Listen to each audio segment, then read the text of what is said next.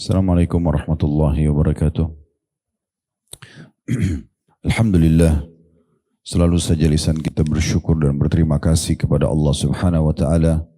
Terlalu banyak nikmat Allah melimpah kepada kita yang selalu kita nikmati setiap saatnya.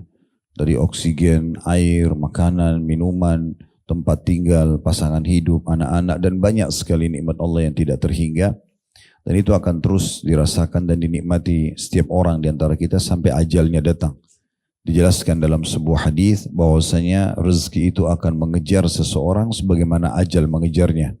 Tugas kita adalah menikmati selama halalan thayyibah yang dibolehkan dan juga berkualitas serta juga bersyukur kepada Allah. Dan Allah Maha benar dengan firman-Nya dalam surah Ibrahim surah nomor 14 ayat 7, la in syakartum la azidannakum. Kalau kalian bersyukur maka pasti aku akan tambah. Termasuk Allah masih menggerakkan hati kita dan langkah kaki kita pada siang ini untuk hadir dalam majelis ilmu. Dan tentu saja ini majelis adalah majelis, salah satu majelis yang mulia di muka bumi karena banyak sekali hadis Nabi SAW menyebutkan tentang keutamaannya. Ibnu Qayyim rahimahullah menyebutkan lebih dari 100 keutamaan ilmu, para pengajar ilmu dan para penuntut ilmu. Dan di antara hadis yang mulia tentunya kalau kita gabungkan beberapa hadis itu menyebutkan bahwa ada malaikat yang hadir, kemudian juga menurunkan rahmat, dan orang-orang yang hadir dalam majelis ilmu atau majelis zikir itu akan diberikan surga, diselamatkan dari neraka. Dalam riwayat lain juga kalau orang ikhlas keluar dari rumahnya maka akan dicatatkan pahala haji yang lengkap, dan sekian banyak keutamaan yang mungkin luput dari sebagian saudara kita.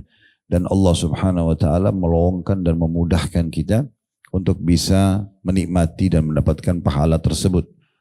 Selanjutnya kita panjatkan salam hormat kita kepada utusan Allah Nabi besar Muhammad sallallahu alaihi wa alihi wa sahbihi wasallam sebagaimana Allah telah perintahkan kita untuk mengucapkan salam hormat tersebut.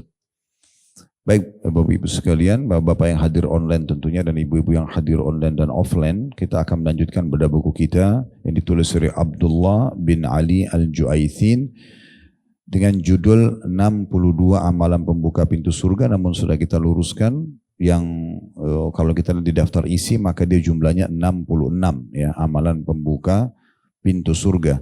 Dan kembali kita ingatkan memang harusnya menjadi target utama setiap orang di antara kita dari kaum muslimin adalah surga.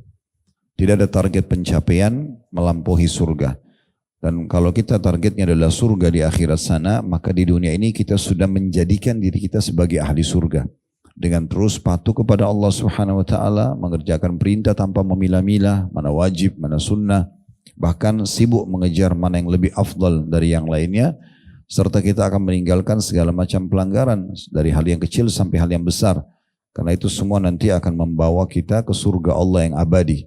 Makin giat kita mengerjakan perintah dan meninggalkan larangan, maka makin tinggi derajat kita di surga. Serta penentuan di surga nanti derajat itu ditentukan sekarang di dunia, tidak bisa ditentukan di akhirat sana. Oleh karena itu beruntunglah orang yang memahami tentang masalah ini sehingga dia memaksimalkan waktunya. Semua dia kembalikan kepada tujuan dia diciptakan, yaitu mengabdi kepada Allah Subhanahu wa taala. Ingatkan lagi kembali firman Allah Subhanahu wa taala, "Ma khalaqtu wa ma khalaqtul jinna wal insa illa liya'budun."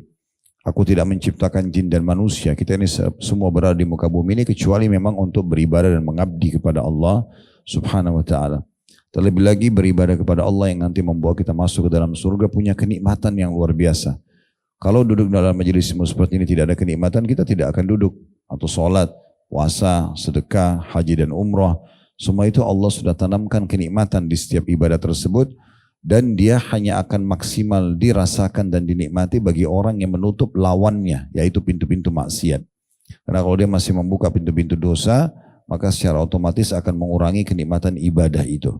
Dan sebaliknya juga kenikmatan ibadah akan hilang kalau seseorang bahkan maksimal dalam mengerjakan maksiatnya.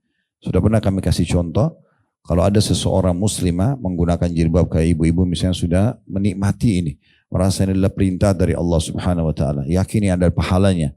Maka saya yakin lawannya, maksiatnya itu membuka jilbab sudah hilang dari kita.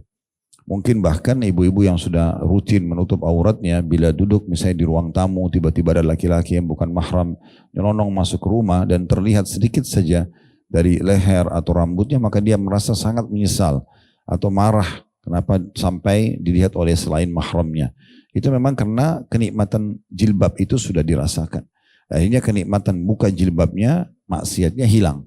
Sebaliknya orang yang menikmati maksiat, buka auratnya di sana sini, sudah tidak ada lagi perasaan bahwa itu dosa, maka kenikmatan menutup aurat hilang. Maka dia mungkin heran melihat kenapa muslimah itu tutup aurat, kenapa pakai jilbab itu, kenapa pakai cadar itu. Bagi dia itu mengganggu, karena dia sedang menikmati maksiatnya. Jadi kalau Anda mau maksimal menikmati ibadah, maka berarti maksimal juga dalam meninggalkan pelanggaran. Itu ditarik dalam semua kegiatan kita. Sholat juga begitu misalnya. Kalau Anda sudah rutinkan sholat dan Anda tahu itu kewajiban, Anda tidak mau ketinggalan, di awal waktu misalnya kata di azan Anda sudah kerjakan. Sedikit saja kita telat dari awal waktu, terasa terganggu, yaitu merasa terganggu. Apalagi kalau sampai kelewatan waktu sholat itu mungkin sudah kita rasa beban yang sangat berat. Karena menikmati sholat itu. Sebaliknya lawannya orang yang tidak mau sholat, maka dia akan melihat orang yang sholat ini apa? Orang ini gak jenuh apa? Tiap saat mengerjakan sholat. Nah dua kenikmatan ini tidak bisa bersatu. Oleh karena itu sibukkan diri dengan hal-hal yang bermanfaat dan ibadah saja kepada Allah, maka secara otomatis kita akan nanti maksimal mendapatkan ketentraman karena memang ada kenikmatannya di dunia, serta juga kita akan mendapatkan yang terbaik di akhirat sana yang memang ditentukan dari sini.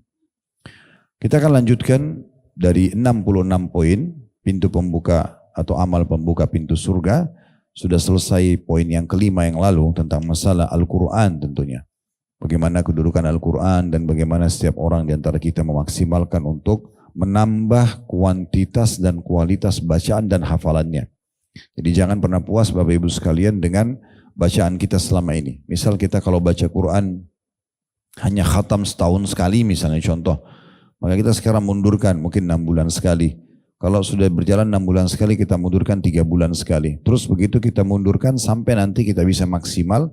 Yang terbaik adalah 3 hari sekali. Sebagaimana ya para sahabat melakukan itu. 3 hari sekali mereka mengkhatam Al-Quran. Begitu juga dengan hal-hal yang lainnya. Ya, misalnya menghafalnya. Saya sudah ingatkan pada pertemuan yang lalu, jangan pernah puas dengan hafalan yang kita miliki. Selalu tambah. Minimal setahun sekali bertambah 1 surah. Artinya kalau 10 tahun ke depan Anda punya 10 surah tambahan. Anda mau lebih baik 6 bulan sekali bertambah 1 surah. Mau lebih bagus lagi 3 bulan sekali. Begitu seterusnya. Ya, kita selalu berusaha meningkatkan kuantitas dan kualitasnya. Nanti yang paling ideal adalah sudah kami berikan tipsnya pada pertemuan yang lalu. Sehari bisa 10 ayat. Menambah 10 ayat hafalan. Kalau Anda sudah sampai pada level ini, setiap hari Anda jadwalkan 10 ayat. Dan untuk mudah lagi, untuk dipermudah Anda atau untuk mempermudah Anda mulai menghafalnya 2 ayat per habis sholat. Subuh 2 ayat, duhur 2 ayat, asar 2 ayat, maghrib 2 ayat, isya 2 ayat, berarti 1 hari 10 ayat. Al-Quran itu 6.000 sekian ayat. Totalnya semua. Dan itulah jumlah anak tangga di surga atau tingkatan di surga. Makin Anda mengkhatam Al-Quran dengan hafalan, maka makin sampai derajat tertinggi di surga sana. Dan sekali lagi tidak bisa ditentukan di akhirat, ditentukan di sini. Kita punya banyak sekali waktu peluang untuk menambah hafalan kita. Dan tinggal diulang-ulangi. Kalau 10 ayat per hari itu, kalau kita sholat duha 2 rakaat, rakaat pertama 5 ayat, rakaat kedua 5 ayat, sudah selesai sebenarnya. Bagaimana kalau kita baca di Qobliyah, di Ba'diyah, di sholat Qiyamul Lail, ya. Dan kalau kita 10 ayat per hari, kalau 1 bulan 30 hari, berarti kita punya 300 ayat per bulan. Artinya, kali 12 1 tahun, 3.600 ayat, ini sudah lebih dari 15 juz berarti. Ya. Kemudian setelah itu, di tahun keduanya tidak sampai bulan ke-12 sudah selesai khatam 30 juz. Mungkin saya bisa lupa Ustaz. Semua orang bisa lupa. Tapi orang lupa sambungan ayat. Bukan lupa semuanya. Ini waswas syaitan. Makanya kita berusaha gitu ya. Sudah kita jelaskan banyak hal bagaimana orang yang hafal Quran juga akan diberikan mahkota kemuliaan pada hari kiamat. Bagaimana Al-Quran akan memberikan syafaat kepadanya. Orang tuanya juga akan dimuliakan dan banyak keutamaan yang lain. Yang penting kita berazam, bertekad dan bertawakal kepada Allah setelahnya. Terus saja luangkan waktu lagi di mobil, lagi menunggu pesanan makanan di restoran. Tidak ada salahnya kita murajaah, lagi belanja sesuatu di supermarket misalnya sambil kita murajaah, gitu ya. Jadi Anda bisa menghafal Al-Quran di luar kepala mirip seperti Anda hafal Al-Fatihah, Al-Ikhlas, Al-Falaq, An-Nas karena Anda rutin ulangi. Nah, kalau masalahnya kita tidak pernah menambahnya dan tidak pernah berusaha untuk menjadikan itu sebagai program wajib bagi diri kita sendiri. Ya. Sekarang kita masuk amalan keenam, pembuka pintu surga, tidak kalah penting dibanding atau setara ataupun dia bagian sebenarnya dari Al-Quran, yaitu berzikir kepada Allah subhanahu wa ta'ala. Penulis mengatakan di halaman 24, ada banyak hadis yang menjelaskan keutamaan berzikir kepada Allah dan bahwa ia merupakan salah satu penyebab seseorang masuk ke dalam surga. Di antara hadis tersebut adalah hadis yang menyebutkan keutamaan tasbih, subhanallah, tahmid, alhamdulillah, tahlil, la ilaha illallah, dan takbir, Allahu Akbar secara mutlak. Maksudnya dibaca kapan saja. Kapan saja. Lagi naik tangga, subhanallah, alhamdulillah, la ilaha illallah, Allahu Akbar, lagi di lift, lagi belanja, lagi apa, kita zikir, ya. Daripada hanya sekedar diam. Bahkan kita sambil menjawab ya orang saja, lisan kita masih bisa berzikir. Dan ini mulia sekali. Kita akan jelaskan atau dengarkan nanti bagaimana keutamaan membaca di antaranya zikir 4 ini kalau Anda gabungkan. Jangan pernah puas, sudah saya bahasakan tadi singgung masalah Al-Quran dengan apa yang kita miliki sekarang. Tapi targetkan bagaimana selalu kita tingkatkan kualitas dan kuantitasnya. Kalau kuantitas ini jumlah, tergantung ibadah itu bisa ditambah atau tidak. Seperti sholat wajib kan tidak bisa kita tambah. Misal sudah asar 4 rakaat, tidak bisa kita kerjakan 6 rakaat.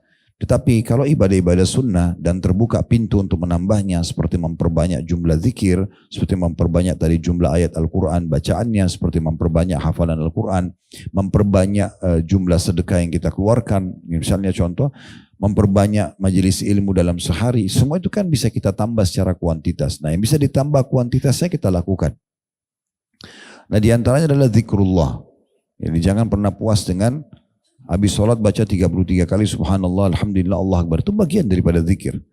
Tapi tidak menutup kemungkinan kalau orang mau lebih besar, dia cari lagi hadis yang lain. Sebagai contoh misalnya ada hadis Nabi SAW, siapa yang membaca subhanallah 100 kali di pagi hari sebelum terbit matahari dan 100 kali di sore hari sebelum terbenam matahari, maka akan dicatatkan baginya pahala setara dengan bersedekah dengan 100 ekor unta. Kita bisa bayangkan kalau kita beli 1 ekor unta, mungkin harganya minimal 5.000 rial lah, ya. Kali ya 100, itu kan berarti 500.000 rial. 500.000 rial itu kalau dikali 4.500, itu berapa miliar jumlahnya, gitu ya. Itu hanya bisa kita dapatkan hanya dengan 3-4 menit berzikir subhanallah 100 kali. Jadi kami sarankan Bapak Ibu untuk membaca selepas sholat subuh, bukan 33 tapi 133. Khusus karena habis subuh ada anjuran hadis ini, gitu ya. Hadis ini disahihkan oleh Syekh Albani dalam Sahih At-Targhib wa Tarhib. Dan kata Nabi SAW lanjutannya, dan siapa yang membaca alhamdulillah 100 kali sebelum terbit matahari, maksudnya habis subuh, dan sebelum terbenam matahari, kalau sore, maka akan dicatatkan pahalanya setara dengan bersedekah dengan 100 ekor kuda dengan perlengkapan perangnya di jalan Allah. 1 ekor kuda ini mahal, yang dipakai perang, biasanya kuda terlatih. Kita tahu sekarang mungkin yang biasa berinteraksi dengan kuda ini, apalagi kalau kuda-kuda yang terlatih itu biasanya di atas miliar, 1 miliar, 2 miliar harganya. Bayangkan kalau kita dengan membaca alhamdulillah saja setiap pagi 100 kali. Ya, sebelum terbit matahari, artinya habis sholat subuh, maka sama kita sudah menyiapkan 100 ekor kuda berperang di jalan Allah. Kalau kita baca sore lagi nanti, sebelum terbenam matahari habis asar, dapat lagi 100 ekor kuda. Seperti bersedekah dengan 100 ekor kuda. Jadi sehari bisa 200 ekor kuda. Kalau tadi subhanallahnya 100 ekor unta di pagi hari, 100 ekor unta di sore hari. Berarti 200 ekor unta per hari. Dan lanjutannya kata Nabi SAW, dan siapa yang membaca Allahu Akbar 100 kali sebelum terbit matahari, habis subuh. Dan ini kan termasuk zikir pagi, zikir sore, zikir sholat. Subhanallah, alhamdulillah, Allah Akbar, dibaca 33 kali. Maka tadi saya bilang disempurnakan 133. Kata Nabi SAW, dan siapa yang membaca 100 kali Allahu Akbar sebelum terbit matahari dan sebelum terbenam matahari, maka dia seperti atau setara bersedekah dengan membebaskan 100 orang budak. 100 orang budak.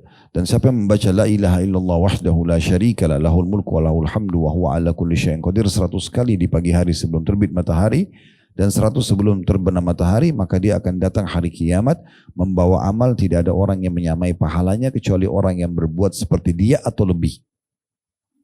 Ini tidak akan mengambil waktu kalau Anda sudah rutin, antara 15 sampai 20 menit sudah selesai semuanya. Tapi kita bisa dapat, bayangkan ya jumlah yang Anda sedekahkan. Tidak ada salahnya hal seperti ini Anda coba hitung-hitung sendiri, searching di Google harga seekor unta. Misal, anggaplah ambil harga unta termurah. Lalu Anda kali 100, ya di pagi hari, kali 100 sore hari, artinya kali 200 saja. Itulah jumlah yang Anda dapatkan hanya dengan membaca subhanallah 100 pagi 100 sore. Anda bisa juga searching kuda yang dipakai berperang. Mungkin ada gambar-gambarnya juga Anda bisa lihat. Anda tahu berapa harganya sekarang. Saya sangat yakin kuda-kuda ini di masa kita sekarang biasa dipakai lomba. Karena dipakai berperang ini berarti kuda terlatih. Itu pasti di atas 1 miliar gitu ya. Kali 100 gitu kan. Itu kan banyak sekali berarti 100 miliar. 100 miliar kalau kali 2, karena 200 kita disuruh baca berarti 200 miliar per hari. Akumulasi dalam 1 bulan, 1 tahun, 10 tahun, berapa banyak yang kita dapatkan pahala melimpah. Ya.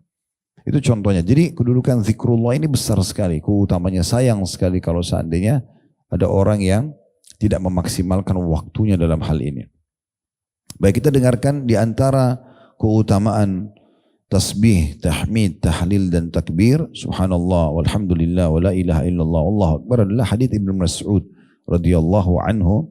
Dan hadits ini ada footnote di bawah diriwayatkan oleh Tirmidzi bahwasanya baginda Nabi SAW bersabda, laqitu lailata usriya bi Ibrahim faqal ya Muhammad aqri'u ummataka minni salam wa akhbirhum anna al-jannata tayyibatut turbati azbatul ma'i wa annaha qi'an wa anna girasaha subhanallahi walhamdulillahi wa la ilaha illallah wallahu akbar. Aku bertemu dengan Ibrahim, kata Nabi Muhammad SAW, pada malam Isra, maksudnya Nabi Ibrahim AS. Lalu ia pun berkata, Nabi Ibrahim berkata kepada Nabi Muhammad alaihi wassalatu wassalam, ya Muhammad, sampaikan salamku pada umatmu dan sampaikan, katakan juga kepada mereka bahwasanya surga itu mempunyai tanah yang sangat baik serta air yang tawar dan jernih. Ia merupakan hamparan tanah yang datar dan tidak ada tanamannya, dan yang akan menjadi tanamannya adalah kalimat subhanallah walhamdulillah wa la ilaha illallah wallahu akbar. Untuk memperjelas ini, saya langsung bacakan dulu hadis nomor 2 yang di bawahnya dan hadis nomor 3, nanti baru kita ambil pelajarannya sekaligus ya. Hadis di bawahnya dari Jabir radhiyallahu anhu, ia berkata bahwa Nabi SAW bersabda, man qala subhanallahil azim wa bihamdi gurizat lahu nakhlatun fil jannah. Siapa yang membaca subhanallahil azim wa bihamdi, maha suci Allah yang maha agung dan segala puji baginya, dan segala puji baginya, akan ditanamkan baginya satu pohon kurma di surga. Berarti pohon-pohon yang ada di istana di surga itu tergantung daripada kadar banyaknya Anda berzikir. Maka akan diberikan pohon. Artinya makin banyak orang berzikir, nanti di istana kita di surga akan sangat banyak pohon-pohon tersebut. Ini membaca subhanallahil azim wa bihamdi sekali saja dapat satu pohon surga. Anda tinggal hitung sendiri. Tidak ada sulitnya ini. Subhanallahil azim wa bihamdi, subhanallahil azim wa bihamdi. Terus Anda ulang-ulangi 10 kali aja misalnya. Nah, kalau Anda habis sholat 5 waktu atau lagi ada waktu lowong, maka Anda dapat 10 pohon kurma di surga. Ini bukan di dunia ya. Dan perlu Anda garis bawahi, pohon kurma ini termasuk pohon yang mahal ya. Di Timur Tengah sekarang, kalau ada orang punya mobil mewah, rumah yang besar, itu masih dianggap biasa karena standar mereka punya begitu. Nanti dianggap kaya kalau seseorang itu punya kebun kurma. Karena kurma itu pohonnya mirip kelapa, umurnya panjang, hasilnya banyak, melimpah dan dibutuhkan. Serta juga kandungan nutrisinya sangat baik buat kesehatan misalnya. Ada mungkin kurang lebih 300 jenis kurma, dari yang basah, yang kering, dengan segala macam nama-namanya gitu ya. Mungkin tidak perlu disebutkan semua, saya juga tidak hafal semuanya, tapi cukup banyak jenis-jenis kurma yang bisa kita nikmati. Nah, orang-orang yang punya kebun kurma itu kaya raya semuanya. Dan itu bisa turunan ya. Karena umur kurma itu panjang. Di antara umur-umur pohon yang panjang itu kan, kalau di Indonesia itu ada kelapa, kalau di Timur Tengah itu ada zaitun, ada kurma. Ini umur-umur panjang ya. Makanya ini sangat bermanfaat. Nah, seperti itulah. Nanti akan kita jelaskan insyaAllah. Kemudian hadis selanjutnya, hadis Abu Hurairah radhiyallahu anhu yang berkata, Rasulullah SAW berjalan melewatinya saat dia sedang menanam sesuatu. Jadi Abu Hurairah sedang menanam pohon, Rasulullah SAW melewat di hadapannya, lalu beliau bertanya, ya Abu Hurairah, malladhi tagris? Qultu girasan li, qala ala adulluka ala girasin khairin laka min hadha? Qala bala ya Rasulullah, qala kul subhanallahi walhamdulillahi wa la ilaha illallah wallahu akbar, yugrasu laka bi kulli wahidatin syajaratun fil jannah. Nabi SAW waktu lihat Abu Hurairah lagi nancapin satu pohon, lalu Nabi bilang, wahai Abu Hurairah, apa yang sedang kamu tanam? Aku menjawab, kata Abu Hurairah, sebuah tanaman milikku ya Rasulullah. Pohon baru aku beli, aku ingin tanam, bulat aku. Kata Nabi SAW, maukah aku tunjukkan padamu tanaman yang lebih baik bagimu daripada tanaman ini? Abu Hurairah menjawab, mau ya Rasulullah.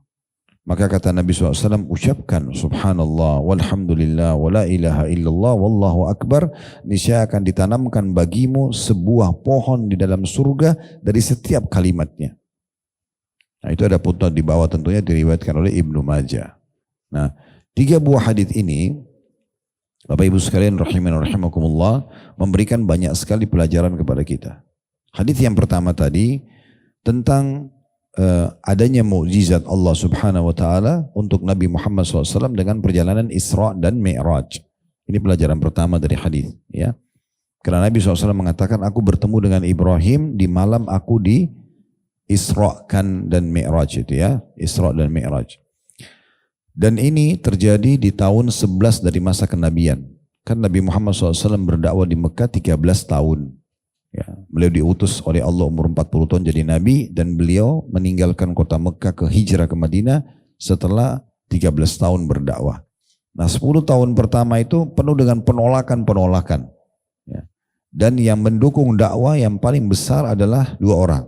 Istri beliau sendiri Khadijah radhiyallahu anha yang menuangkan waktunya untuk mendukung suaminya. Dia pun termasuk wanita pertama yang masuk Islam radhiyallahu anha, dan juga dia mendukung dengan seluruh harta yang dia miliki. Nah di tahun ke-10 meninggal. Kemudian yang kedua paman beliau Abu Talib, walaupun tidak beriman kepada risalah beliau tapi membela, dan beliau termasuk orang yang tokoh masyarakat Mekah yang dikenal. Ya, sehingga orang masih segan mengganggu Nabi. Nah dua-duanya ini meninggal di tahun yang sama. Maka dikenal tahun ke-10 masa kenabian dengan Amul Huzun, tahun kesedihan.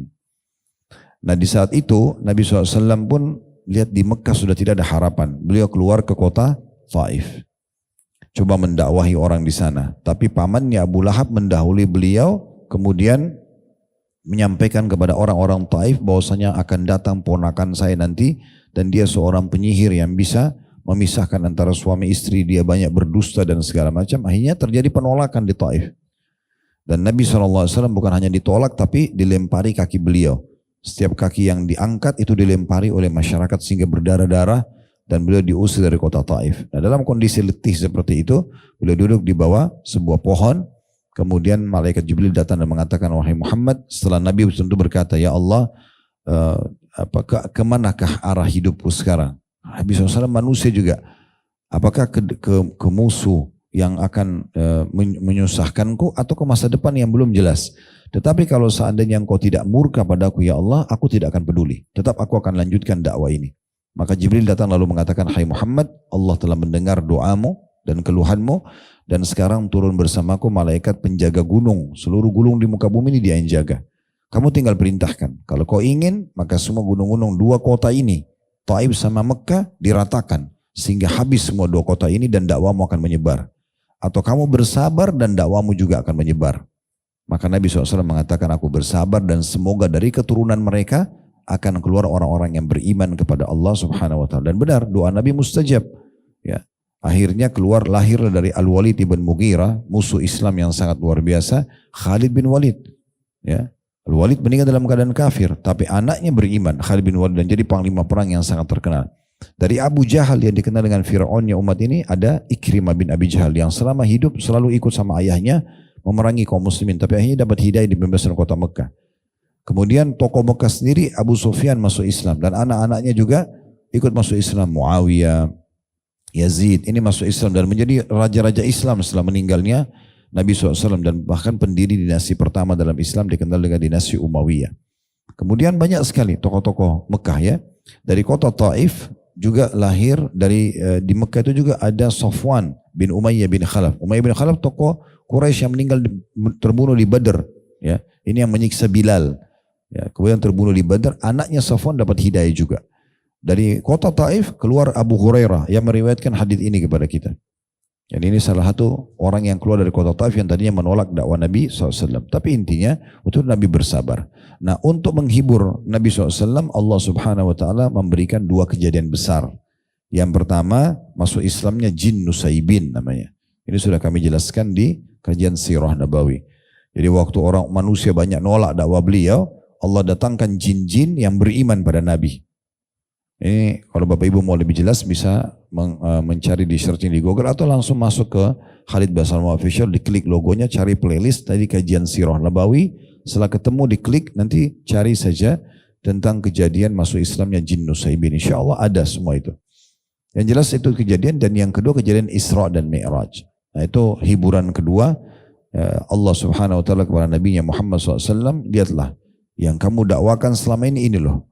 Penyampaian dari sang raja alam semesta Allah Subhanahu Wa Taala, maka diperlihatkanlah surga neraka, beliau naik ke langit, datang kuda burak yang bisa terbang dalam sekejap mata, di mana matanya ya melihat maka sampai kakinya di sana. Kejadian yang luar biasa spektakuler dari Isra dan Mi'raj, dan Allah sudah namakan surah nomor 17 dalam Al-Quran surah Al-Isra gitu ya. Nah di antara kejadian yang unik pada saat itu adalah bertemunya Nabi SAW dengan ruh para nabi-nabi. Dua kali, sekali ketemu di Masjid Aqsa dan beliau mengimami para ruh nabi-nabi tersebut. Bagaimana Allahu a'lam, kita imani apa adanya. Dan pada saat beliau naik ke 7 lapis langit, beliau bertemu dengan nabi-nabi di langit pertama, langit kedua, sampai langit ke-7 yang paling tinggi beliau bertemu dengan Ibrahim alaihissalam. Beliau bertemu dengan Ibrahim alaihissalam. Nah, beliau mengatakan waktu saya ketemu dengan Ibrahim di malam Isra itu di langit ke-7, maka di situ Ibrahim memberikan pesan. Tentu kisahnya panjang pertemuannya, tapi ini diantara potongannya. Beliau mengatakan bahwasanya sampaikan hai Muhammad salamku kepada umatmu dan beritahukan kepada mereka kalau surga itu tanahnya bagus sekali, subur sekali, indah, melihatnya aja sudah sangat menyenangkan gitu ya. Dan juga airnya tawar dan jernih, ya, bersih sekali dan nyaman untuk dipakai. Segala kebutuhan minum, ya, kemudian apalah menikmati berendam kaki atau yang semisalnya ya. Dan tidak ada lagi masak-masak di sana, tapi ini cukup banyak kita jelaskan di masalah surga. Insya Allah tidak ada halangan di pertemuan akan datang nanti. Kalau tidak salah di poin nomor 7 itu ada nanti bahasan tentang masalah memohon surga kepada Allah. Nanti saya akan kuatkan bahasan itu, karena itu di situ cuma ada 1 lembar. Kita akan bahas nanti beberapa hadis dan bab-bab di buku Rasulullah SAW cerita tentang surga dan neraka. Nanti ada sekitar 30 bab dan saya akan ringkaskan di satu pertemuan untuk membahas tentang pintu gerbang surga, tentang pohon-pohonnya, pakaiannya, makanannya, istananya, bidadarinya dan segala macam. Itu akan ada bahasan sendiri. Tapi yang jelas penyampaian Ibrahim alaihissalam ini penting untuk kita garis bawahi, sebuah bocoran tanda kutip buat kita, ya, yang tidak diketahui oleh semua orang tentang bagaimana keadaan surga. Kita tinggal patuh saja sama Allah sampai meninggal, kita akan dapatkan semua apa yang dijanjikan. Nah di antara ciri surga adalah sangat subur tanahnya. Namun dikatakan di sini cuman dia itu masih kosong, istana kosongnya itu maksudnya setiap istana kita masih kosong tanahnya. Cuma tanahnya bagus sekali, indah sekali. Bagaimana kita untuk memperbanyak tanaman di sana? Ya perbanyak zikrullah. Nah setiap Anda berzikir akan tertanamkan 1 pohon. Jadi selama kita hidup, anggaplah mulai dari kelas kita siang ini sampai 10 tahun ke depan misalnya, 20 tahun, berapalah Allah kasih umur misalnya kita. Anggap kita masih hidup 20-30 tahun ke depan, kita sudah mulai amalkan per hari ini, berapa banyak, berapa juta pohon yang kita dapatkan. Cukuplah yang lalu-lalu, berlalu begitu saja karena kita masih jahil atau belum tahu. Tapi jangan sia-siakan. Saya perlu ingatkan diri saya, Bapak Ibu sekalian, ta'lim seperti ini. Saya datang jauh-jauh ke sini, duduk, meluangkan waktu, Bapak Ibu juga meluangkan waktu, bukan hanya untuk kita seremoni atau testimoni di sini. Kita harus menyadari ini ada pesan penting. Allah subhanahu wa ta'ala yang mempertemukan kita dan memperdengarkan kepada kita keutamaan ini agar kita termasuk orang yang meraih keutamaan itu. Tidak ada gunanya Anda mengatakan, oh pengajian bagus tadi ya, sudah selesai habis itu. Apa manfaatnya? Sudah berapa kali pengajian Anda puji seperti itu, tidak ada manfaat buat pemateri, tidak ada manfaat buat Anda. Yang penting adalah bagaimana saya pulang membawa sebuah oleh-oleh yang saya bisa tambah iman dan amal soleh saya. Ini kan sayang banget. Kita sudah tahu bahwasanya dengan membaca zikir seperti ini bisa menambah atau mendapatkan pohon-pohon di surga. Kenapa kita nggak perbanyak? Banyak sekali kesempatan ya. Menunggu lampu merah saja 1 menit itu 60 detik. Anda sudah bisa baca. Kalau 1 detiknya 1 kali. Subhanallah, alhamdulillah, wa la ilaha illallah. Anda bisa punya 60 kali. Anggaplah setengahnya aja. 30 kali Anda baca. 30 pohon di surga hanya dengan nunggu lampu merah. Kalau Anda jalan dari pengajian ini ke rumah Anda atau ke tempat tujuan Anda sebentar, ada 5 lampu merah, Anda baca 30 kali di setiap lampu merah, Anda punya 150 pohon kurma atau pohon-pohon di surga. Bukan di sini. Kalau seandainya, ini kita rasionalkan saja. Di muka bumi ini kalau ada orang yang berkata kepada Anda, kalau Anda setiap ketemu saya, menyebutkan nama saya, guru kah, presiden kah, atau siapa saja, maka saya akan kasih 1 pohon jeruk misalnya. Berbuah di pot atau di kebun, makin banyak kamu menyebut nama saya maka makin banyak saya kasih. Kita biasanya lebih yakin dengan manusia padahal ini janji dari Allah subhanahu wa ta'ala. Dan tidak ada sulitnya, ibadah itu sebenarnya mudah. Cuma kita kadang-kadang karena mudahnya melalaikan, ini sayang sekali. Jadi saya berharap Bapak Ibu sekalian materi-materi kita ini sudah poin ke-6. Kita akan bahas 66 amalan pintu ke surga, buka pintu surga. Jangan lewat begitu saja nih. Yang lalu Al-Quran, oh ya, sudah mulai baca Al-Quran, ini sekarang zikir, sudah harus memperbanyak zikir. Jadi kita cukup kelalaian-kelalaian yang lalu dan sekarang kedepannya harus kita maksimalkan. Ya, seperti itu tujuan majelis ilmu. Ya. Jadi itu pelajaran pertama tentang kejadian dan mukjizat Allah SWT kepada Nabi Muhammad SAW tentang Isra dan Mi'raj. Kejadian kedua, bahwasanya ruh-ruh itu hidup. Ya. Jadi di mata kita, orang meninggal pada saat ruhnya keluar. Jasadnya tidak bisa bergerak lagi, tapi ruh itu selalu ada, selalu hidup dan hidup di alam barzah. Ya, nabi-nabi mulia, ada nabi-nabi pilihan Allah tempatkan di langit. Ya, langit ke-7 ada Ibrahim, langit ke-6 ada Musa, kemudian ada langit ke-5 ada Idris, ada yang ke-4 Harun, begitu ya. Nabi-nabi itu ada, ya, ada Nabi Isa, ya, mereka itu ada di langit-langit tersebut dan kita imani apa adanya. Jadi ruh-ruh nabi-nabi itu semuanya ada. Dan kata Nabi Muhammad SAW, siapa yang membaca salawat kepadaku, maka akan dihantarkan kepadaku. Akan sampai kepada beliau, akan diantarkan kepada Nabi SAW. Berarti beliau tahu siapa umat yang mengucapkan salam. Karena ruh itu hidup. Dan memang kita hanya merasakan mati 1 kali. Sebagaimana Allah berfirman dalam Al-Quran, La yadhukunal mauta illa mautatal ula. Semua manusia, makhluk tidak akan merasakan mati kecuali yang satu saja. Mati berpisah dari dunia menuju ke alam akhirat sana, menuju kepada kehidupan abadi. Jadi kematian sebenarnya adalah awal dari segalanya bagi orang mukmin. Kalau orang muslim meninggal itu sebenarnya kebahagiaan buat dia. Karena itu awal pintu yang terbuka untuk menuju kepada kehidupan abadi. Nggak ada kematian lagi. Sekali meninggal dalam keadaan Islam masuk surga, sekali selamanya masuk surga. Makanya selalu Allah ikutkan Al-Quran di dalam Al-Quran tentang surga khalidina fiha, kekal selamanya, kekal selamanya. Kekal artinya sekali kita dapat gak akan berubah. Kepemilikan di dunia sementara. Di dunia semua sementara.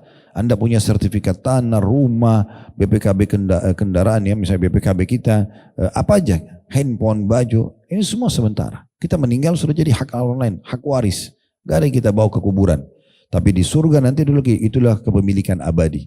Sayangnya kita banyak peduli dengan yang akan kita tinggalkan dan kita lupa akhirat sana. Yang kita akan miliki abadi.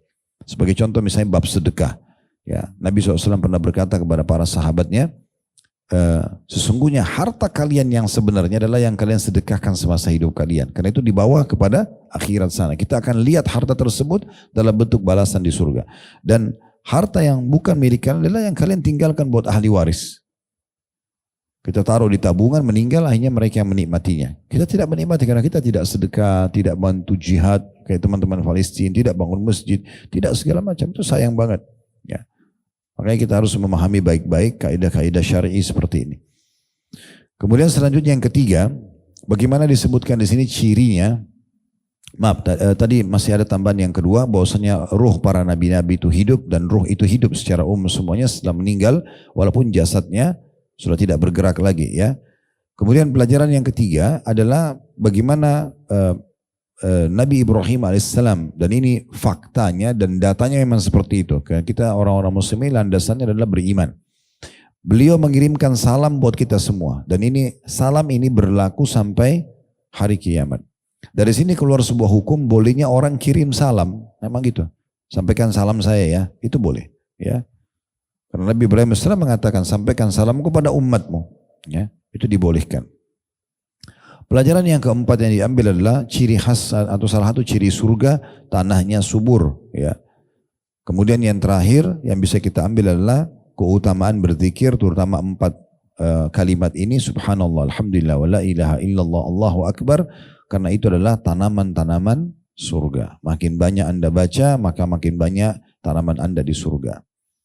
Dari hadis nomor 2, ada secara detail kalau Anda baca zikir ini. Dan perlu Anda garis bawahi ya, setiap kali ada lafaz yang berbeda sedikit saja dari zikrullah, usahakan semua diamalkan.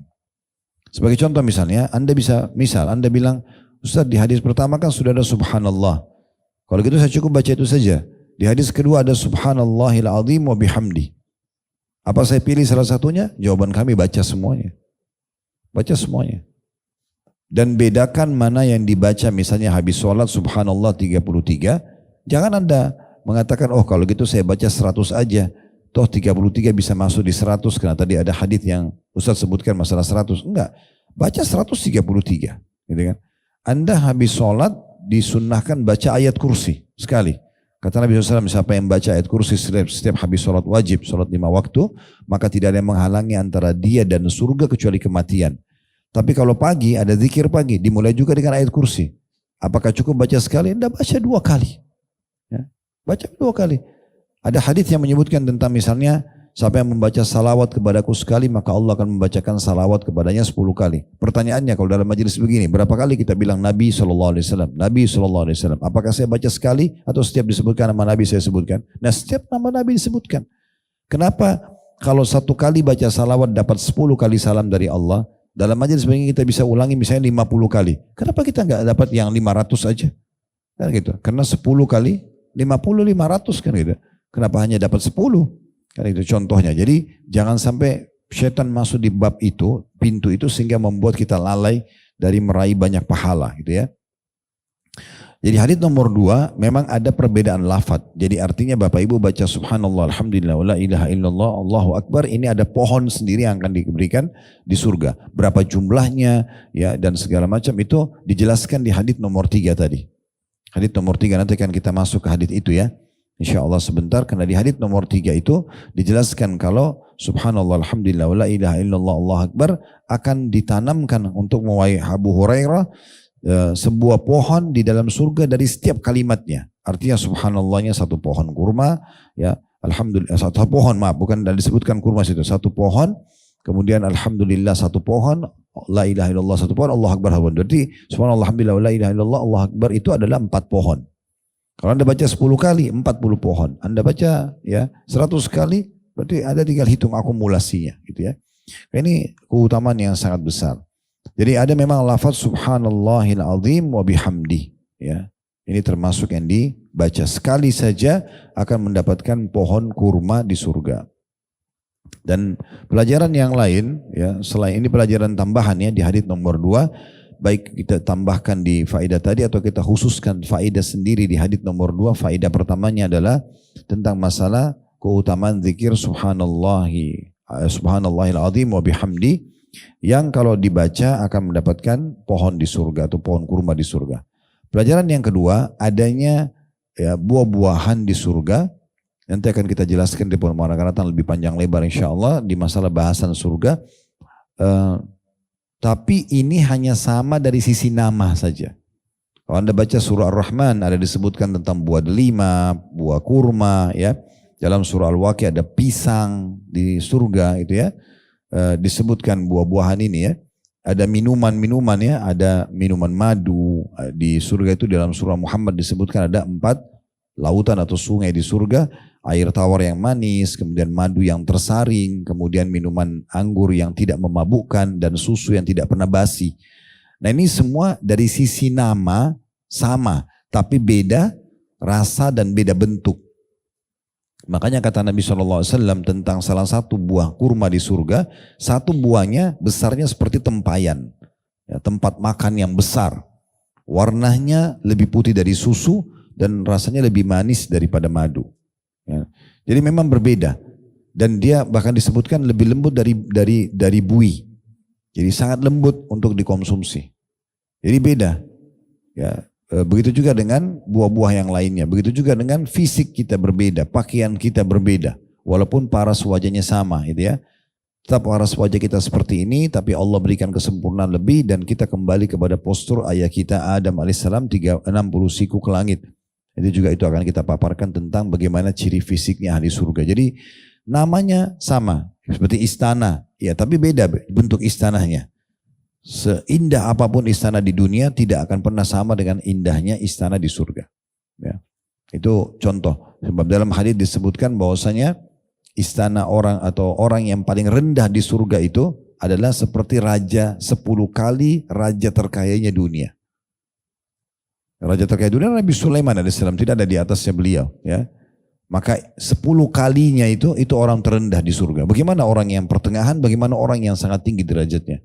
Itu tentu penentuannya dari tangan Anda masing-masing. Mau giat gak beribadah? Mau bertobat dan meninggalkan dosa gak? Sehingga akhirnya kita bisa dapat derajat-derajat yang tinggi itu. Mumpung masih hidup. Ya, seperti itu gambarannya. Kemudian hadits nomor 3.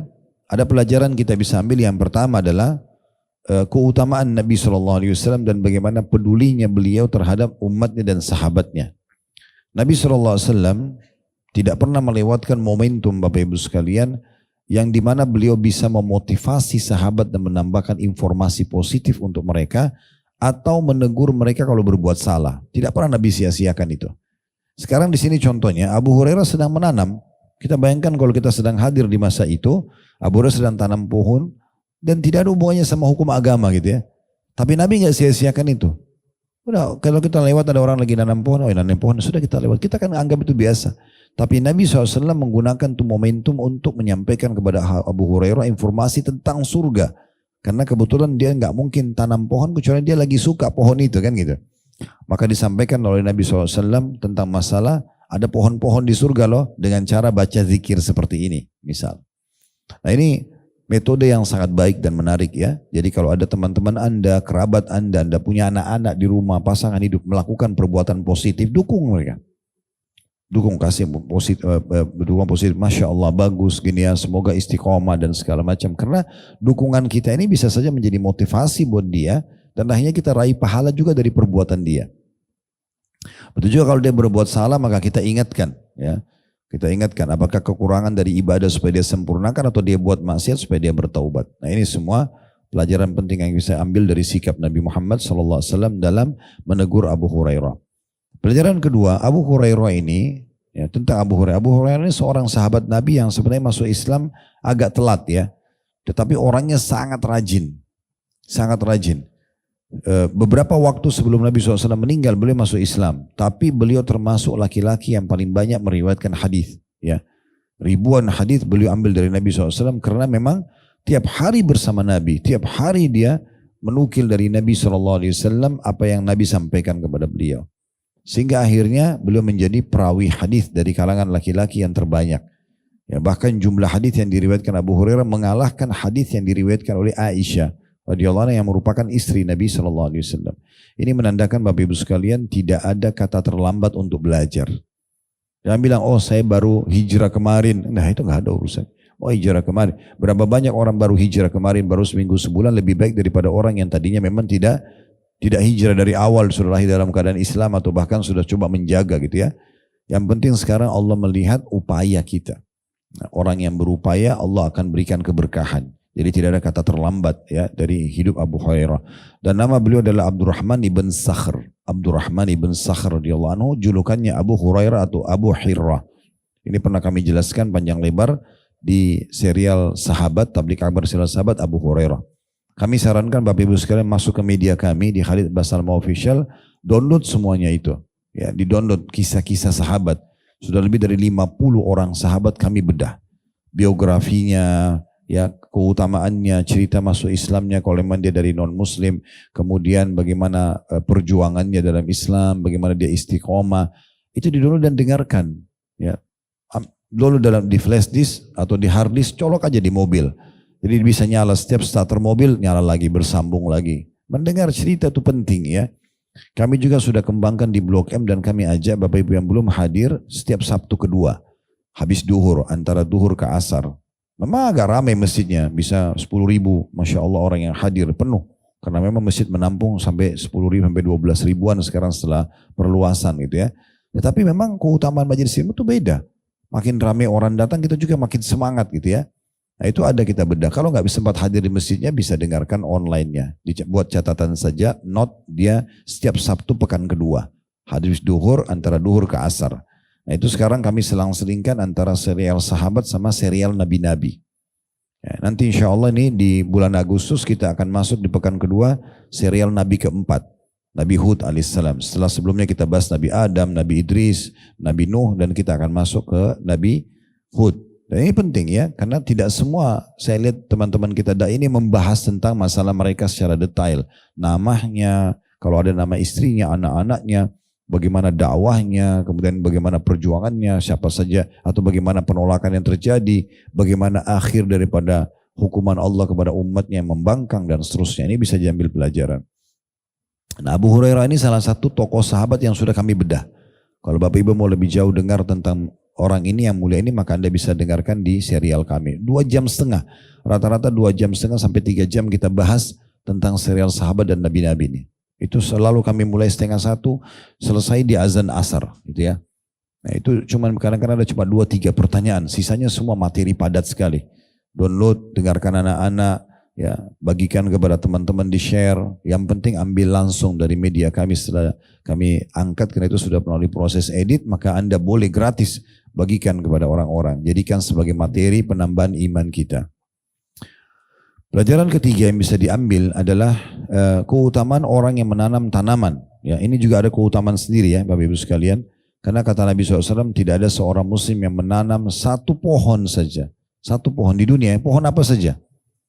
Penghijauan lah kalau kita ya. Ada program pemerintah itu bagus banget tuh. Pohon apa saja.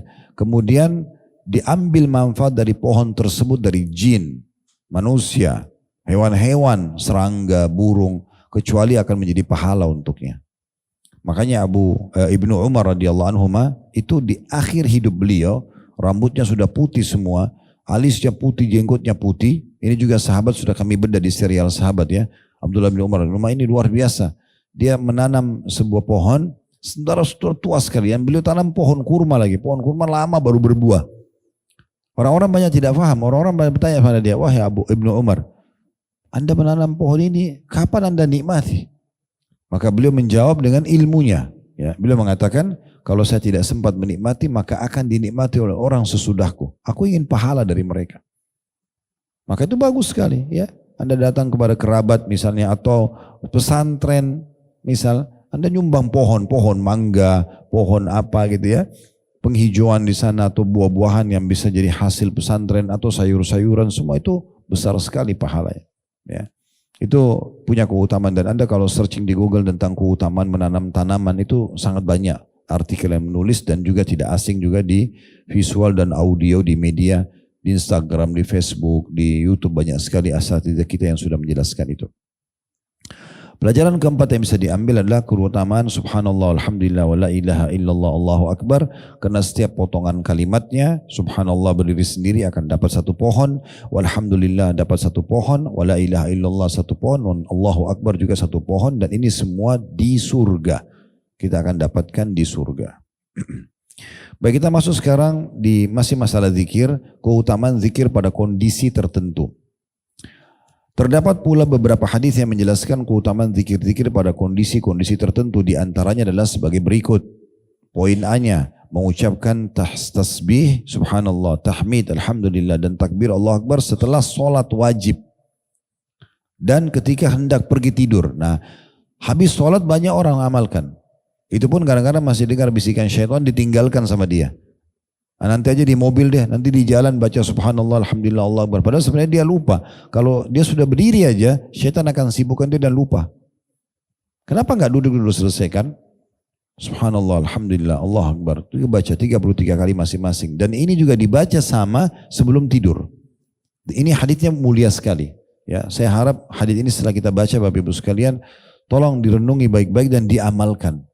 Ilmu itu akan punya berkah kalau diamalkan, dan dalam mengamalkan dipaksakan. Harus dipaksa dibuatin program. Mulai malam ini, hari ini, habis sholat saya akan baca zikir subhanallah, alhamdulillah, Allah Akbar. Dan sebelum tidur, kalau perlu buat alarm atau pengingat di handphone kita, sebelum tidur harus baca ini. Ya. Nah, ini keutamaan besar sekali. Coba kita lihat ya.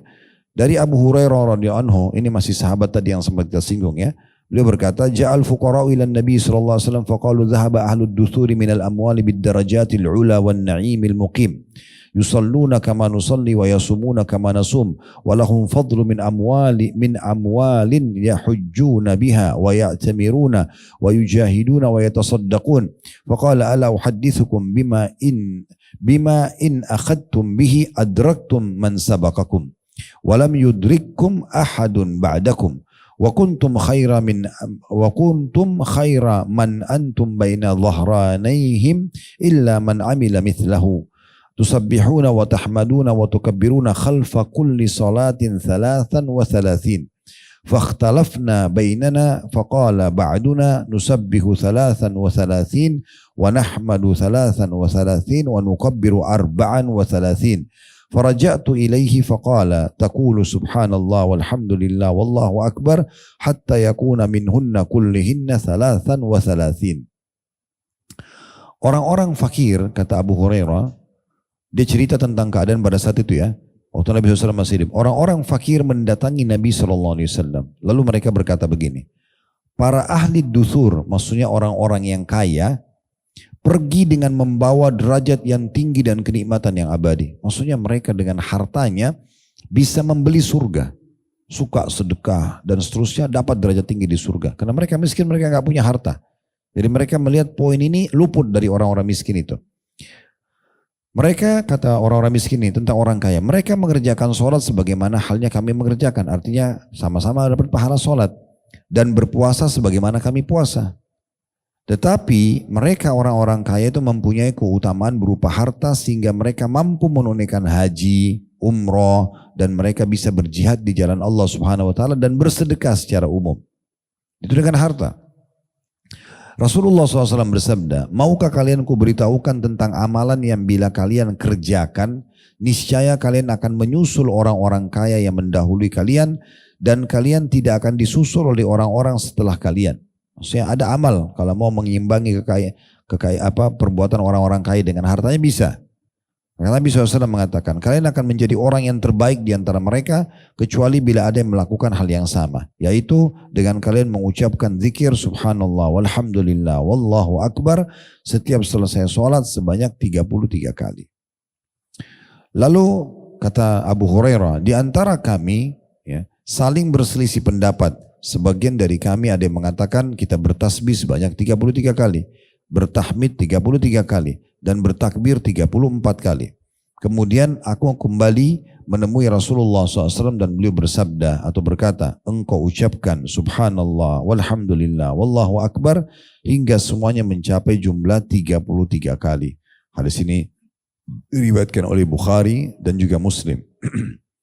Kita coba dulu membaca setelahnya baru kita ambil faidah di halaman 28. Ahlud dusur adalah orang-orang kaya yang mempunyai banyak dan melimpah harta. Ibnu Hajar al-Asqalani rahimahullah berkata bahwa maksud dari perkataan Nabi ad-darajatil ula, derajat-derajat yang tinggi, bisa bermakna fisik, yakni tingkatan-tingkatan yang ada di surga, dan bersifat maknawi, yaitu ketinggian kedudukan di sisi Allah Subhanahu wa taala.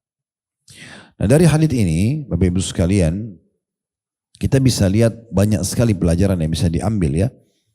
Yang pertama yang bisa diambil pelajaran dari sini, kedudukan Abu Hurairah radhiyallahu anhu karena beliau menceritakan kronologis hadits ini kepada kita. Dan ini satu tradisi yang kami biasa terapkan di metode, bukan tradisi sebenarnya, metode dalam menyampaikan ilmu.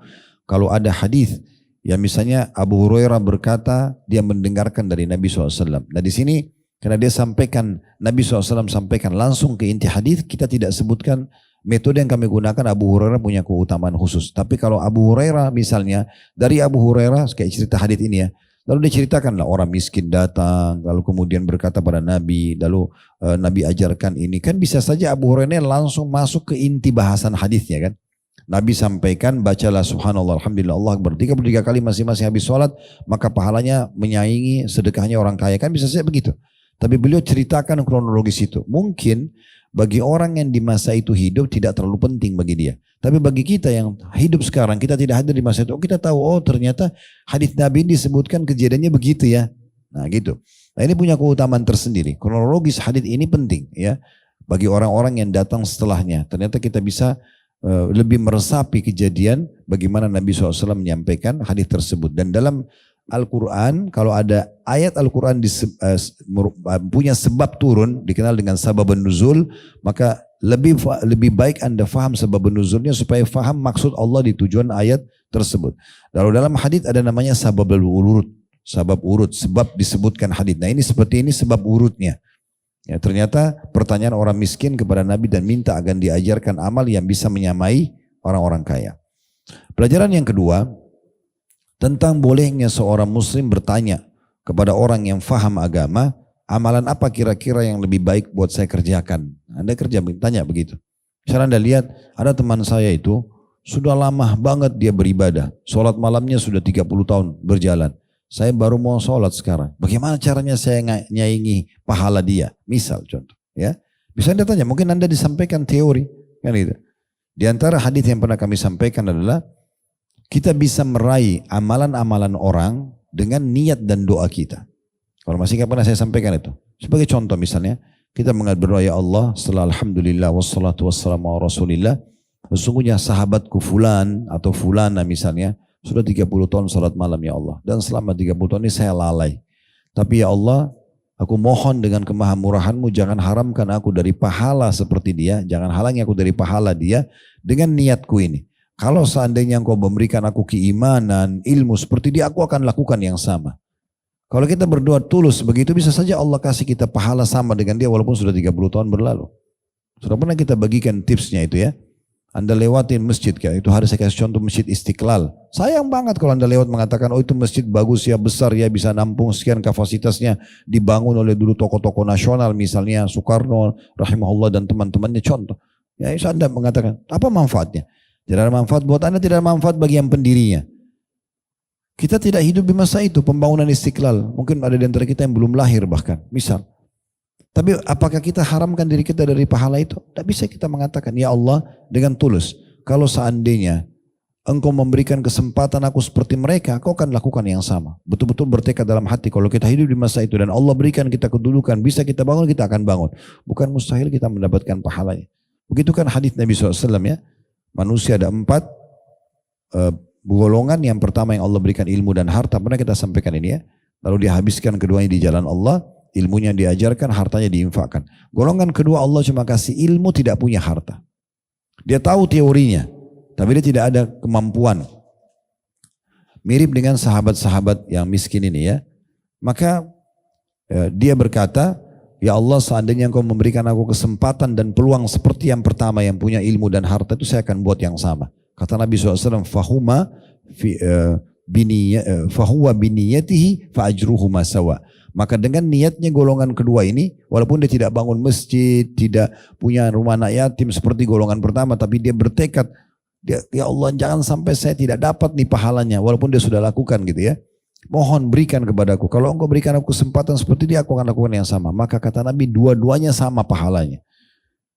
Berapa banyak kita bisa raih itu? Bagi yang pernah umrah sama kami, saya kalau ingat di belakang Maqam Ibrahim habis sholat biasanya saya pandu bahasa Indonesia. Di antara yang biasa saya baca, saya rutinkan gitu ya. Ya Allah berikanlah, karuniakan kepada kami pahala semua raja-raja yang telah berbuat keadilan. Kita tidak tahu raja siapa saja yang meraih surga dengan kerajaannya. Ya Allah berikanlah kami pahala dari semua ulama yang mengamalkan ilmunya. Kita tidak tahu siapa yang Allah kasih nanti. Kalau seandainya kau berikan peluang seperti mereka, kami akan lakukan yang sama. Berikanlah pahala para mujahidin dan para syuhada berikanlah pahala para orang-orang yang dermawan yang bersedekah dengan hartanya. Kan banyak sekali yang kita bisa raih pahala hanya dengan doa dan niat dan tekad kita yang baik. Itu contohnya ya. Jadi seperti itulah. Kemudian pelajaran yang ketiga yang bisa diambil, tadi itu yang kedua, bolehnya orang meminta, bertanya ya, dan ada cara untuk meraih pahala dan jangan disia-siakan dengan niat dan doa. Pelajaran yang ketiga, keutamaan orang-orang yang kaya dan mampu bila mereka bisa memaksimalkan hartanya. Ya, itu kan kelebihan ya. Tidak semua orang dikasih harta. Banyak orang yang tidak diberikan harta oleh Allah atau belum diberikan oleh Allah SWT harta. Di sini mereka bisa disebutkan oleh orang miskin ini. Mereka sholat sebagaimana kami sholat. Mereka puasa sebagaimana kami puasa. Tapi kelebihannya mereka bisa haji dengan uangnya. Mereka bisa umroh dengan uangnya. Mereka bisa jihad dengan uangnya. Mereka bisa bersedekah secara umum. Kami nggak punya itu. Nah berarti kan orang-orang kaya ini punya keutamaan. Pada saat dia memaksimalkan hartanya tapi. Ya, memaksimalkan hartanya. Makanya kami buatkan kelas khusus juga. Ada namanya Ghazwa Academy. Itu memang khusus seminar sehari dari jam 8 pagi sampai jam 5 sore. Kalau Bapak Ibu ada yang berminat ikut, nanti kita ada di awal September insya Allah di hotel di Park Hyatt ya. Di Jakarta Pusat kita akan buat acara itu. Ada Ghazwa Akademik 1, Ghazwa gitu. Ghazwa Akademik 1 itu kami menyebutkan Bapak Ibu sekalian 42 alasan menjadi orang kaya dalam Islam. Dengan dalil-dalilnya, gitu kan? Dan nanti di Ghazwa Akademi 2 kita akan menyebutkan banyak sekali tentang masalah keutamaan transaksi dalam Islam ya. Mana transaksi yang bolehkan, mana yang tidak dibolehkan, dan berbagai macam jenis hadis-hadis yang disampaikan oleh Nabi SAW akan kita paparkan pada kesempatan itu. Dan memang punya keutamaan, tapi kapan mereka punya keutamaan? Kalau mereka beribadah maksimal, sholat seperti orang miskin sholat, puasa seperti orang miskin puasa, zikir seperti orang miskin zikir, tapi mereka punya kelebihan uang yang mereka sedekahkan. Nah itu kan, dengan haji, dengan umroh yang berulang-ulang mereka kerjakan dengan sedekah, berarti otomatis mau lebih tinggi daripada mereka, lebih tinggi dari orang-orang miskin. Dalam riwayat lain di sini penulis tidak tulis Bapak Ibu sekalian, bahwasanya orang-orang miskin ini mengamalkan ini, subhanallah, alhamdulillah, Allah Akbar 33 kali, lalu didengar oleh orang-orang kaya. Maka mereka mengamalkan juga. Lalu orang miskin ini datang lagi kepada Nabi sambil mengatakan, ya Rasulullah, mereka mengamalkan apa yang Anda ajarkan. Karena kan mereka bilang, tolong ajarkan lagi kami amalan yang lain. Gitu ya. Maka kata Nabi SAW, Dzalika fadlullah yu'ti man yasha. Itu karunia Allah, Allah berikan siapa yang dia inginkan. Dia tidak bisa lagi saya buat apa-apa. Udah itu berarti Allah kasih taufiknya. Makanya untuk mendapatkan derajat ini, kalau Allah sudah gabungkan Anda punya ilmu agama dan Anda punya harta, maka maksimalkan semua di jalan Allah Subhanahu wa ta'ala. Kemudian pelajaran yang keempat yang bisa diambil tentang kedudukan bertasbih, bertahmid dan bertakbir, terutama selepas sholat 5 waktu. Ya. Dan disebutkan jumlahnya 33 kali. Bisa dipisah subhanallah 33, alhamdulillah 33, Allah Akbar 33, atau dibaca subhanallah, alhamdulillah, Allah Akbar, terus dibaca 33 kali. Berarti sudah sama-sama, semua sama, jadi 99 gitu ya. Jumlahnya masing-masing, otomatis ya. Dalam riwayat lain, siapa yang membaca selepas sholat subhanallah 33, alhamdulillah 33, Allah Akbar 33, lalu menyempurnakan 100 dengan la ilaha illallah wahdahu la syarikalah, lahul mulku wa lahul hamdu wa huwa ala kulli syai'in qadir, akan diampuni dosanya walaupun sebanyak buih di lautan. Walaupun sebanyak buih di lautan. Maka seperti itu kurang lebih keutamaan zikir ini. Dan ini menjadi inti bahasan kita membaca pada saat kita mau atau selepas sholat 5 waktu ya, selepas sholat 5 waktu. Baik, kita akan masuk sekarang ke poin penutup ya hadis ini. Dan kedepannya kita akan lanjutkan nanti di poin B, C, D ya, E, masih ada beberapa jenis-jenis zikir tertentu yang akan kita bahas nanti di pertemuan akan datang insya Allah. Sekarang kita masuk ke hadis kedua di poin A ini. Hadits Abdullah bin Amr radhiyallahu anhuma bahwasanya Nabi SAW bersabda, khaslatani aw khallatan la yuhafidhu alaihima 'abdun muslimun illa dakhala al-jannah huma yasirun wa huwa ya'malu bihima qalil yusabbihu fi duburi kulli salatin ashran wa yahmadu ashran wa yukabbiru ashran fadhalika khamsuna wa mi'atun bil lisan wa alfun wa khamsumi'ati fil mizan ويكبر 34 إذا أخذ مجعه ويحمد 33 ويسبح 33 فذلك 100 باللسان و1000 في الميزان فلقد رأيت رسول الله صلى الله عليه وسلم يعقدها بيده قالوا يا رسول الله كيف هو يسير ومن يعمل بهما قليل قال يأتي أحدكم يعني الشيطان في منامه فينومه قبل أن يقوله ويأتيه في صلاته فيذكره حاجته قبل أن يقولها. Ada dua sifat atau kebiasaan kata Nabi SAW yang tidaklah seorang hamba muslim senantiasa mengamalkannya melainkan ia akan masuk surga. Keduanya mudah tapi sedikit sekali yang mengamalkannya, yaitu bertasbih atau mengucapkan subhanallah setiap selesai sholat 10 kali, bertahmid alhamdulillah 10 kali, bertakbir Allahu Akbar 10 kali ya, setelah sholat 5 waktu. Hingga berjumlah 150 kali. Jadi maksudnya dia membacanya ya 10 lalu diulangi lagi ya sampai berjumlah 150 kali. Artinya membacanya ya diucapkan dengan lisan 150 kali. Artinya kalau tadi ini hadis pertama 33 kali, kalau ini 50 kali berarti. Subhanallahnya 50 kali, alhamdulillahnya 50 kali, Allah Akbarnya 50 kali. Sehingga jumlah total di lisan 150 kali. Maka ini akan setara 1.500 pahala di timbangan. Kenapa 1.500? Karena di dalam Al-Quran Allah mengatakan menjabil hasanati falahu asyru adwafiha. Siapa yang berbuat satu kebaikan akan dilipat gandakan 10 kali lipat. Kita berbuat dengan lisan zikir 150 kali, dikali 10 maka 1.500. Berarti kita punya pahala 1.500 yang dicatat atau yang akan ditaruh di timbangan amal. Dan kemudian dia bertakbir 34 ketika mau tidur. Nah ini tadi kan habis sholat. Sekarang kalau mau tidur, jangan lupa membaca takbir jumlahnya 34 kali. Ya. Kalau tadi kan 33, ini 34. Kemudian bertahmid alhamdulillah 33 kali, bertasbih subhanallah 33 kali. Jadi bedanya cuma takbirnya yang ditambah 1, 34. Sehingga semua berjumlah 100. Karena kan kalau 33 tadi habis sholat, kalau kali 3 kan 99. Tapi di sini takbirnya ditambah 1. Jadi 34, makanya jumlahnya 100.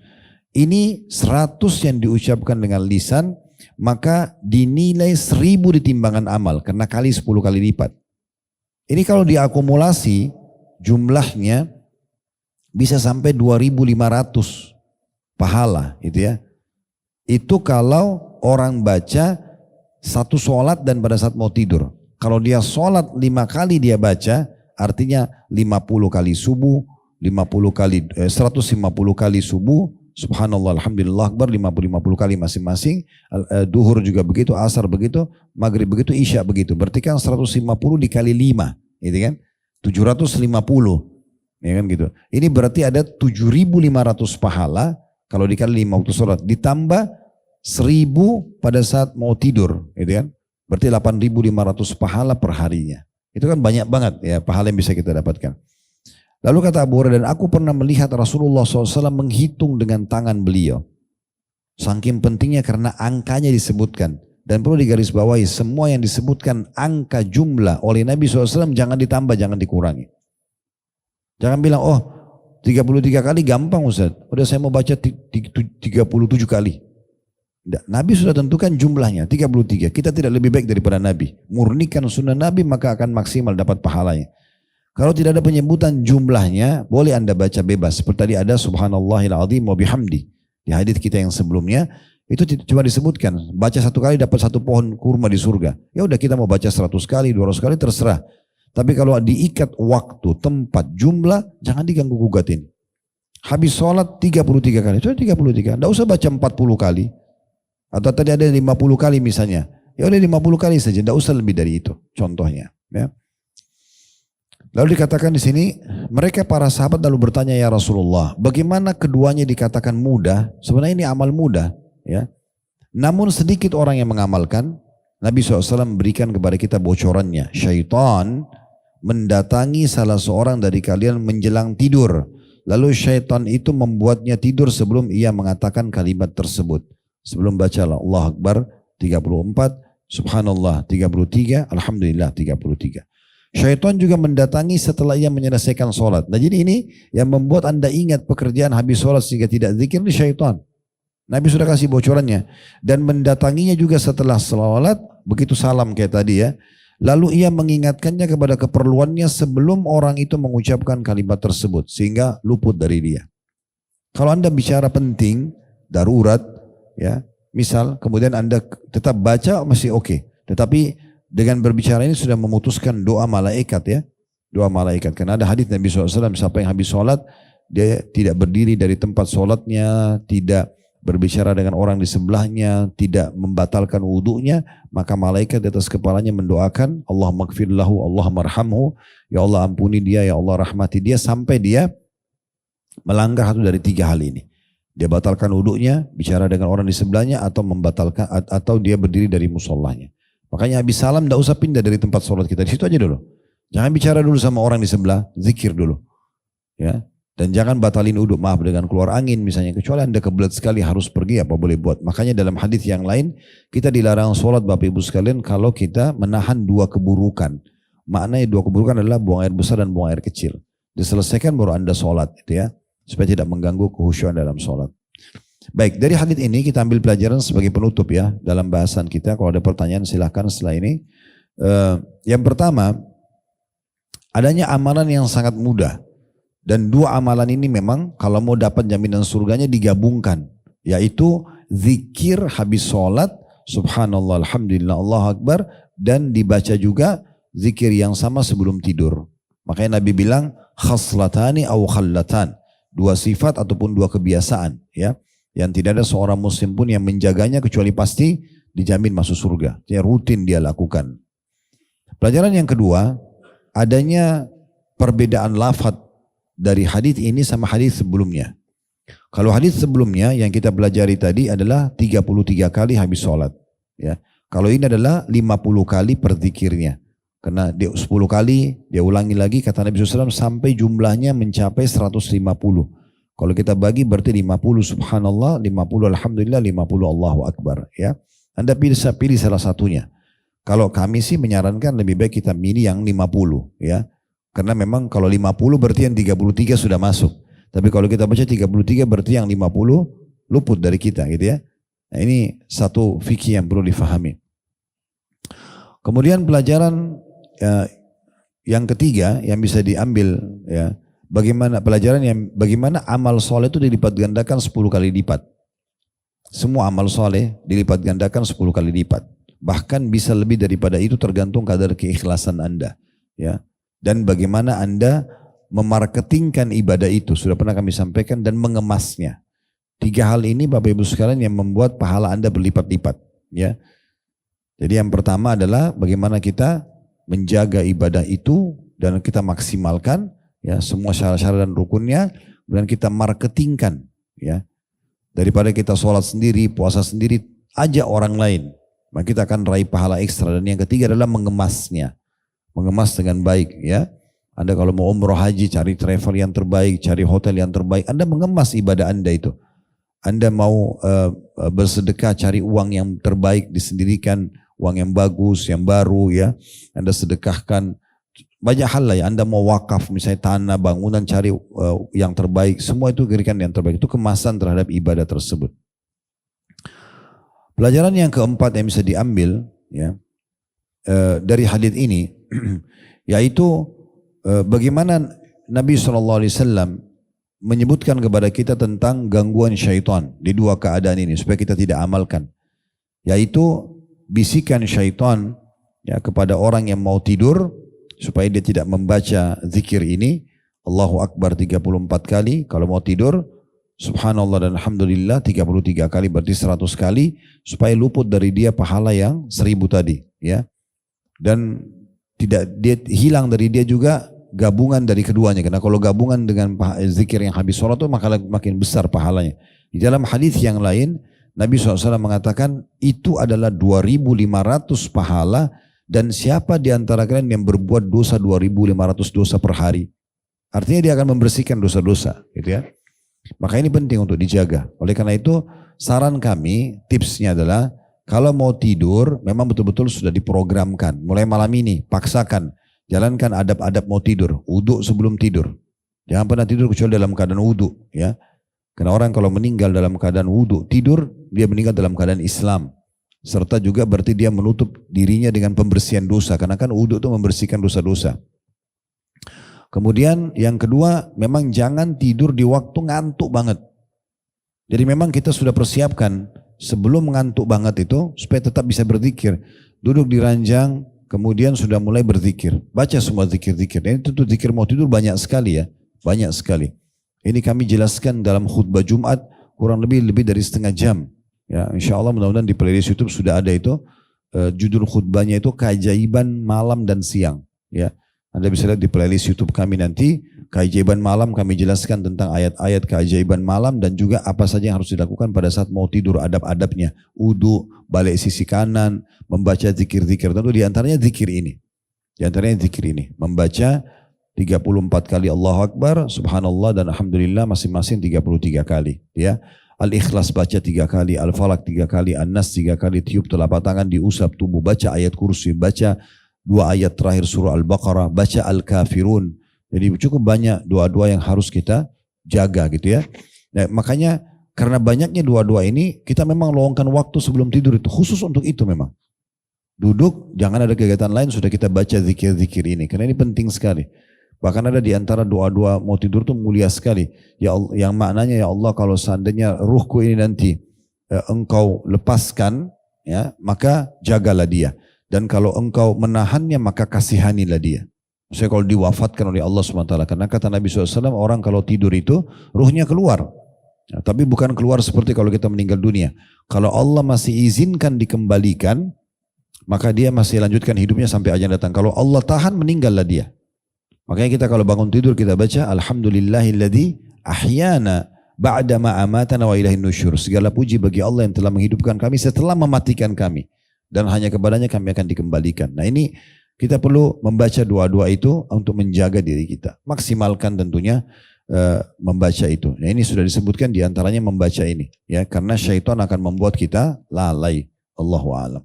Bagi ini bahasanya tolong ditandain bukunya di halaman 30. Kita akan bahas nanti di pertemuan akan datang masih masalah zikir tertentu. Yaitu zikir setelah wudu, kemudian poin C-nya mengucapkan la haula wala quwata illa billah, poin D-nya doa masuk pasar, poin C-nya doa ketika hendak tidur, ya. Ini juga nanti akan ada disinggung tentang masalah doa yang dibaca pada saat bangun tidur, ya. Itu 4 poin yang akan kita bahas pertemuan akan datang. Setelahnya nanti insya Allah baru kita masuk di poin masalah ke-7 atau ini masih banyak lanjutan poin 6, nanti poin ke-7 setelahnya nanti. Subhanakallahumma bihamdika asyhadu an la ilaha illa anta astaghfiruka wa atubu ilaik. Wassalamualaikum warahmatullahi